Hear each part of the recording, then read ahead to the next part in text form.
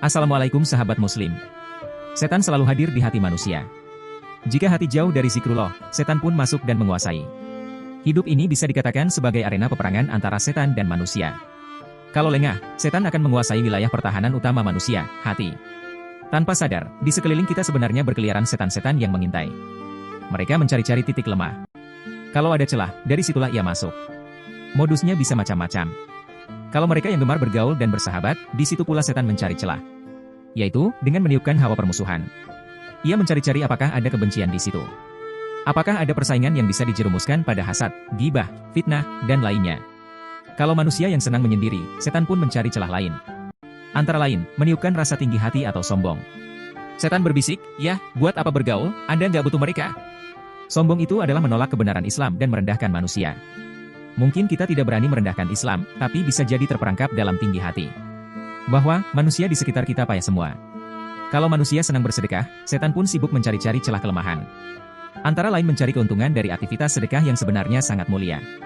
Seperti apa keuntungannya? Mungkin kesempatan untuk pencitraan, kesempatan untuk bisa disebut dermawan, dan lainnya. Kalau manusia senang beribadah, setan pun tetap mencari celah.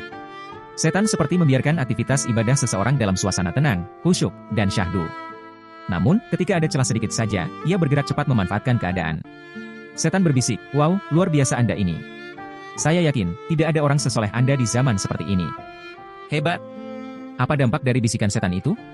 Kalau bisikan itu membekas di hati, maka tanpa sadar akan ada perasaan ingin menceritakan kesolehan itu kepada orang lain.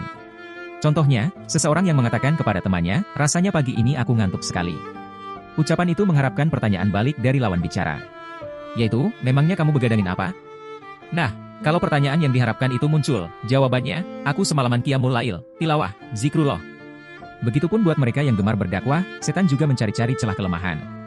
Ia intai sang ustadz. Ia menunggu waktu yang tepat untuk bisa menelusup ke hati sang ustadz. Kalau ada celah, setan pun berbisik lembut, "Luar biasa. Anda memang seorang ustadz yang tahan banting. Hebat. Anda berdakwah tanpa mengharapkan upah. Tanpa mengharapkan ketenaran. Nasihat-nasihat Anda begitu memukau, menyentuh hati siapapun yang mendengar." Kalau bisikan ini membekas di hati, sang ustadz akan berujar kepada yang lain. "Kira-kira, kemampuan bicara dan penguasaan materi saya ada kekurangannya tidak?" Pertanyaan ini bukan asli pertanyaan. Melainkan, sebuah umpan untuk meraih banyak pujian. Berhati-hatilah. Amal apapun yang kita lakukan, setan selalu mencari celah untuk bisa merusak. Rumusnya sederhana, ikhlas semata-mata karena Allah. Semoga bermanfaat.